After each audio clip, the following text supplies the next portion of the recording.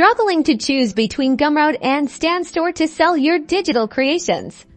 Let's break down these popular platforms so you can finally pick the right one. First up, Gumroad. Known for its simplicity, Gumroad lets you quickly upload and sell digital products, memberships, and even physical goods. It's incredibly user-friendly, great for beginners, and focuses on direct sales. Look for features like customizable product pages, flexible pricing options including subscriptions, and building analytics to track your sales. Now, StanStore takes a different approach. Think of it as a supercharged link in bio tool designed specifically for creators beyond just selling products. StanStore offers features like collecting email addresses, scheduling appointments, hosting webinars, and even creating mini courses directly within your link. See the customizable storefront, lead generation tools, and deeper audience engagement features. Let's talk money. Gumroad has a straightforward pricing model, a percentage of each sale, whereas StanStore offers tiered subscription plans, unlocking more features. Consider your sales volume and which features you'll actually use to determine the most cost-effective option. StanStore becomes more valuable as you utilize its advanced engagement tools.